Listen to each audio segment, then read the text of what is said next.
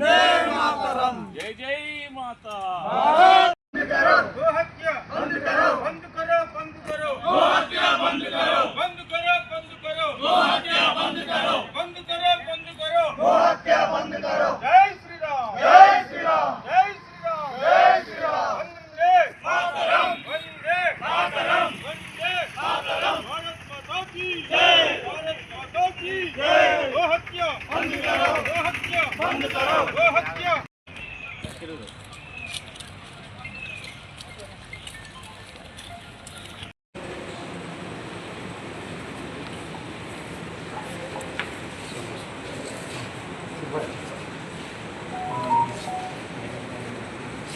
Okay तो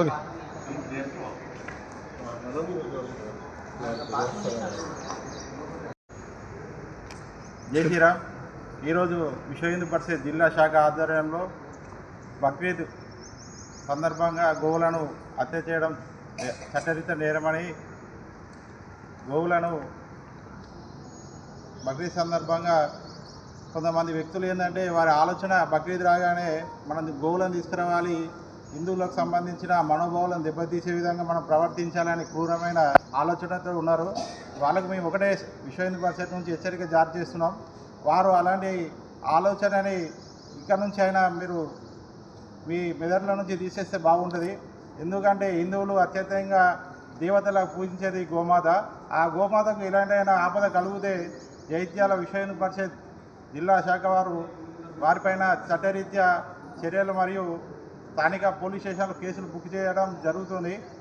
మనం చూసుకున్నట్లయితే చాలా మనకు గతంలో పీస్ మీటింగ్ అని పెట్టారు, కానీ చెక్ పోస్టుల అక్కడక్కడ చెక్ పోస్టులు ఏర్పాటు చేస్తామని పోలీస్ శాఖ వారు చెప్పారు. కానీ మేము చెక్ పోస్టులను పరిశీలిస్తే అక్కడ ఉన్న కానిస్టేబుల్ కానీ కేవలం కుర్చీలు వేసుకొని వెళ్ళిపోయే ఆటోలను, వెళ్ళిపోయే లారీలను, వ్యాన్లను మాత్రం చూసుకుంటూ కూర్చుంటున్నారు. ఎక్కడ కూడా చెకింగ్ చేయడం లేదు. అందులో గోమాతలు ఉన్నాయా, మరి వారు ఏం సప్లై చేస్తున్నారు, వాళ్ళ దగ్గర వెటర్నరీ డాక్టర్కి సంబంధించిన సర్టిఫికేట్ ఉందా లేదా ఎక్కడ కూడా పరిశీలిస్తలేరు. ఆ చెక్ పోస్టుల నుంచి వచ్చిన వెహికల్ని మేము జైత్యాల పట్టణంలో, ధరంపురి పట్టణంలో, ఇటు కురుట్ల పట్టణంలో మా కార్యకర్తలు పట్టుకోవడం జరుగుతుంది. మనం ఇది చూస్తే వారి యొక్క పనితీరు ఎంత హీనస్థితిలో ఉందో మనం గమనించవచ్చు. కావున మా కార్యకర్తలని చట్టం చేతిలోకి తీసుకోవద్దని మీరు చెప్పిన వారు, మీరు సరైన పద్ధతిలో డ్యూటీ చేస్తే మా కార్యకర్తలు కూడా రేపు కేసులకు బలి కాకుండా ఉంటుంది. కావున మేము పోలీస్ వ్యవస్థను కోరేది ఒకటే. ఈరోజు మన సామాజిక మాధ్యమంలో చాలా చూస్తున్నాము, గోవులను తరలిస్తూ టమాటా ట్రేలు అడ్డం పెడుతున్నారు.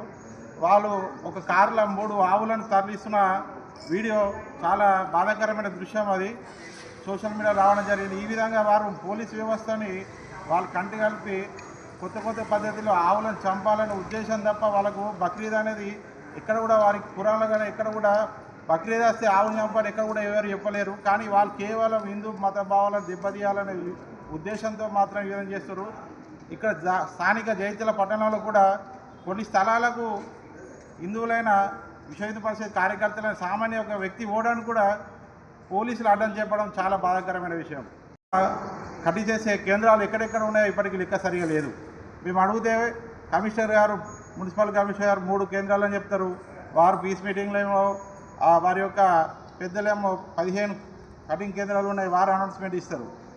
అసలు సరైన అవగాహన లేక, సరైన వారి ఇన్ఫర్మేషన్ లేక చాలా గోవులు అంటే ఆరోగ్యంగా ఉన్న గోవులను కూడా, చిన్న దూడలను కూడా చూడకుండా తీసుకొచ్చి వాళ్ళు కఠినంగా వాటిని కట్ చేయడం జరుగుతుంది. అంచోటి ప్లేస్లకు మా కార్యకర్తలు పోతే ఎవరైతే గోవధ చట్టము తెచ్చిన ప్రభుత్వము ఆ చట్టం ప్రకారం వాళ్ళని విధించకుండా ఎవరైతే గోవును పట్టుకోవడానికి వెళ్తారో వారి మీద కేసులు పెట్టి భవిష్యత్తులో ఇంకా వేరే వాళ్ళు కూడా రాకుండా భయభ్రాంతులకు గురి చేస్తున్నారు.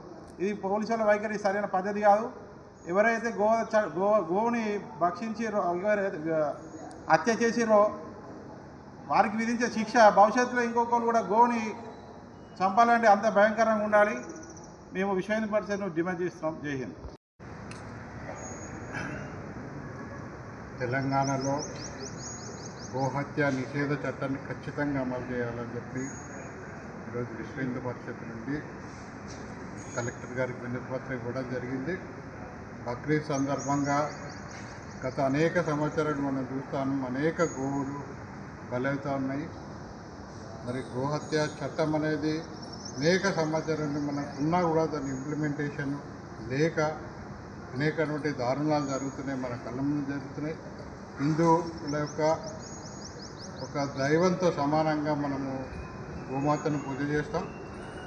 గోవు అంటే దాదాపు 33 కోట్ల దేవతల ఆవాహకంగా మనం భావించి పూజ చేస్తాం. అటువంటి గోమాతను మరి ఈరోజు అత్యంత దారుణమైన పరిస్థితి మనం తెలంగాణ రాష్ట్రంలో చూస్తున్నాం. దీనికి అందరికీ కారణం ఈ ప్రభుత్వం ఏదైతే చట్టాన్ని సరిగ్గా ఉపయోగించుకోకపోవడం, అనేక మంది విశ్వ హిందూ పరిషత్ కార్యకర్తలు, హిందూ బంధువులు అక్రమంగా రవాణా కాబడుతున్నటువంటి గోవులను ఆపినప్పుడు వాళ్ళ మీద కూడా కేసులు పెట్టి అరెస్ట్ చేయడం జరుగుతూ ఉంది. గోవుల్ని అక్రమంగా అంటే చట్టంలో ఏదైతే ఉందో 6 కంటే ఎక్కువ గోవులు తీసుకెళ్ళకూడదు, కానీ వాహనాలల్లో 14, 16, 20 గోవులు చెప్పి కుక్కి తీసుకెళ్తూ ఉన్నారు. ఇవన్నీ కూడా మన కళ్ళ ముందు కనబడుతున్నాయి. గోవులను హత్య చేస్తే, గోహత్య జరిగినట్టు నిరూపితమైతే మరి 5 నుండి 6 సంవత్సరాల శిక్ష ఉంది. ఇప్పటి వరకు తెలంగాణలో ఒక్క కేసు కూడా ఇటువంటి కేసు వల్ల శిక్షించబడిన వాళ్ళు దాదాపుగా కనబడరు. అంటే ఈ చట్టం ఏ విధంగా ఇంప్లిమెంట్ అవుతుందనే విషయం మనకు అర్థమవుతుంది. ఈ విషయాన్ని మేము మరి ఇక్కడ విన్నవించడం జరిగింది. కలెక్టర్ ఆఫీస్లో నెంబర్ ఇస్తామన్నారు. ఈరోజు సాయంత్రం లోపల టోల్ ఫ్రీ నెంబర్ ఇస్తామన్నట్టు ఎక్కడ గోవులు కనబడ్డా కూడా వెంటనే ఆ నెంబర్కి ఫోన్ చేయండి. కార్యకర్తలందరికీ కూడా, హిందూ బంధువులందరూ కూడా చెప్తా ఉన్నాము. ఆ నెంబరు మేము వాట్సాప్లో ఫార్వర్డ్ చేస్తాము. ఎక్కడ అక్రమంగా గోవులు రవాణా అవుతున్నాయని మీకు అనుమానం కలిగినా కూడా వెంటనే ఆ నెంబర్కి మీరు అందరూ కూడా చేయండి. మనం ధర్మాన్ని కాపాడుకుందాం, మనం గోమాతను కాపాడుకుందాం. మన హిందువుల ఆరాధ్య దేవాన్ని అనేక సంవత్సరాల నుండి మరి బాధించబడుతున్నటువంటి గోమాతను రక్షించే ప్రయత్నం మన అందరం హిందువులను చేద్దామని చెప్పి సందర్భంగా విన్నవించుకుంటూ జై హింద్.